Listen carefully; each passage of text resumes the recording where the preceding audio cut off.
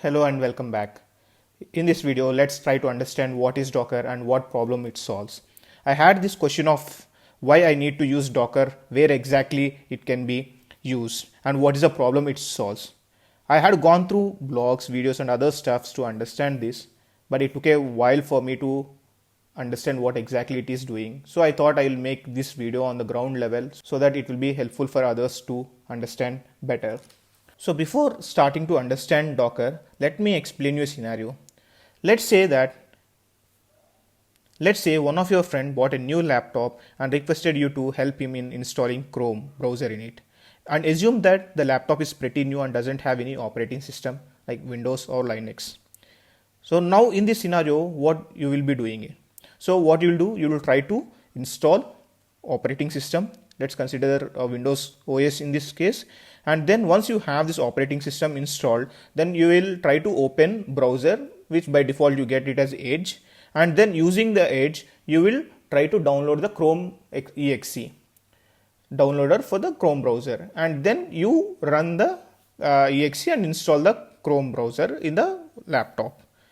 Right? In this scenario, when you are asked to install Chrome, you followed certain steps and install the prerequisite softwares in order to make Chrome run in your laptop.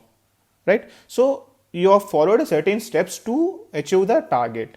Now let's assume that one more friend came and asked you to do the same process. So in this case, again you need to repeat all these steps. So this is the common steps that you are going to follow in order to repeat the same task. So in this case, instead of repeating the task, what if I say that, okay, you write some certain steps and create a specific file and give that to your friend, and your friend just runs that file and it performs all these operations of installing the operating system, opening the browser and downloading the exe and installing the Chrome. Isn't it easy? So this is the scenario where Docker comes into picture. Now let's take this to next level and understand with a real-time project that we work.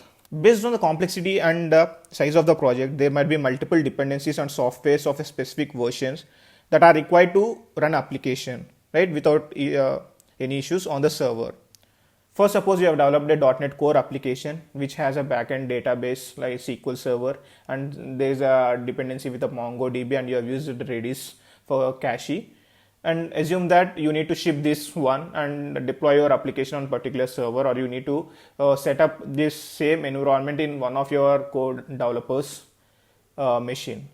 So what you need to do, you need to go ahead and do these dependencies, and you need to select a specific version. Otherwise there might be chances that the application can fail to run on the server or your other machines.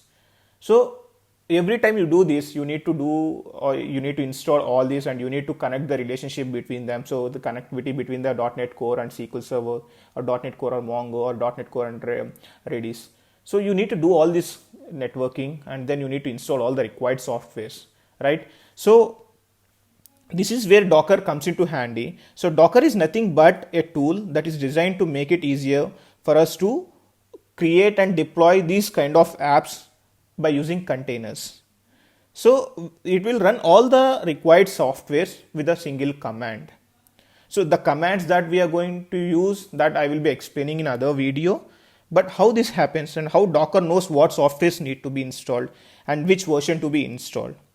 So this happens with the help of a file called Dockerfile. So in Dockerfile, you will write few commands in a specific format that is understandable by Docker engine, that are required for your application. So Dockerfile further reads the file and install the softwares by pulling the images from the repositories. These are some of the example commands that you are going to write in a Docker file. So this is not specific to the requirement that we are talking about earlier with the MongoDB or SQL Server, but it's just to show you that how the commands would be. It's like, so there are few commands like from, where you are trying to pull the images from the repository. In this case, if you try to understand the initial command, we are trying to pull .NET Core SDK image from the repository and then installing this one. So there are certain commands here we are going to write, wherein we'll say bring .NET Core and then bring the image of SQL Server. There's pre-built images that we have in a cloud or in other repositories, where we are trying to pull that information So we are going to write a command to bring that SQL Server image, and similarly MongoDB and Redis. So once we have that, we'll write a certain commands to put a networking layer between them, or to have an interaction between them, and then enabling the ports, and then running the commands and running the application.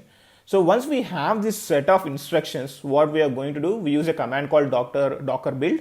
So the docker build will try to get the file within the project, and then build that image, and then executes the commands and creates a image out of it. So when we write certain commands, what Docker does is that it tries to create a temporary container where it pulls this Docker core, and then SQL Server image, and then MongoDB, and then Redis, and it tries to create image out of it.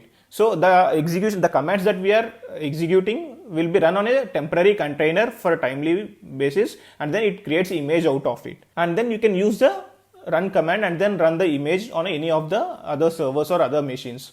There are certain commands that we have in our Docker that we need to understand in order to work with Docker. And there are a few other components that you need to understand when you want to work with a Docker, like what is Docker Compose, what is Docker Hub, and what is Docker Image. So there are a few other topics that you need to understand in order to work well with a Docker. So in short, to understand how Docker helps and what problem it is going to solve, if you have an application which has dependencies with multiple softwares like MongoDB, SQL Server, or Redis, so you need not to go ahead and install each one of them separately. Rather, you just create a Docker file and build the Docker file, and that automatically generates the image.